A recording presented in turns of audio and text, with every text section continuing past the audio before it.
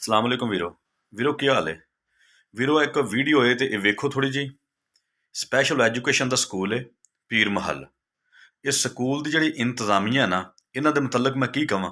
ਮੇਰੀ ਇਸ ਵੀਡੀਓ ਨੂੰ ਸ਼ੇਅਰ ਜ਼ਰੂਰ ਕਰਨਾ ਹੈ, ਜ਼ਿਆਦਾ ਤੋਂ ਜ਼ਿਆਦਾ ਨੂੰ ਸ਼ੇਅਰ ਕਰੋ ਤਾਂ ਕਿ ਹਕਾਮੇ ਬਾਲਾ ਤੱਕ ਪਹੁੰਚੇ ਔਰ ਇਸ ਸਕੂਲ ਵਾਲੇ ਜਿਹੜੀ ਇੰਤਜ਼ਾਮੀਆ ਹੈ ਇਹਨਾਂ ਦਾ ਕੋਈ ਹੱਲ ਹੋ ਸਕੇ। ਬਸ ਇੱਕੋ ਚੀਜ਼ ਮੈਂ ਚਾਹੁੰਦਾ ਤਾਂ ਕਿ ਜਿਸ ਤਰ੍ਹਾਂ ਇਹ ਬੱਚੀ ਜ਼ਲੀਲ ਹੋਣ ਡਈ ਹੈ ਕੋਈ ਹੋਰ ਬੱਚੀ ਇਸ ਤਰੀਕੇ ਜ਼ਲੀਲ ਨਾ ਹੋਵੇ। ਇਹ ਵੀਡੀਓ ਇੱਕ ਦਫਾ ਦੇਖੋ।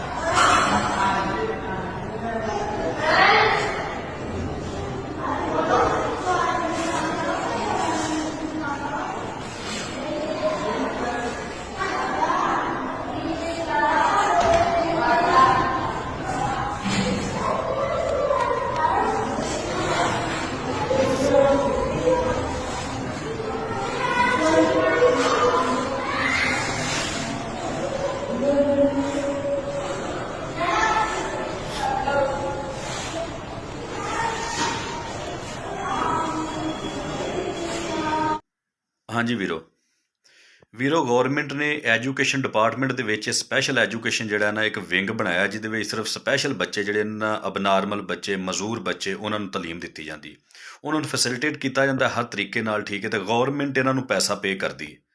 ਠੀਕ ਹੈ ਨਾ, ਮੈਨੂੰ ਸਮਝ ਨਹੀਂ ਆਉਂਦੀ ਇਸ ਚੀਜ਼ ਦੀ ਕਿ ਇੰਨਾ ਪੈਸਾ ਇਹ ਲੈਂਦੇ ਨੇ, ਇਹਨਾਂ ਦੀ ਕੋਈ ਇਨਸਪੈਕਸ਼ਨ ਨਹੀਂ, ਇਹਨਾਂ ਦੀ ਕੋਈ ਚੈਕਿੰਗ ਨਹੀਂ। ਉੱਪਰ ਜਿਤਨੇ ਬੈਠੇ ਨੇ ਸਾਰੇ ਅੰਨੇ ਲੋਕ ਹੀ ਬੈਠੇ ਨੇ, ਕਿਸੇ ਨੂੰ ਨਹੀਂ ਪਤਾ ਕੀ ਬਣਨ ਡਿਆ।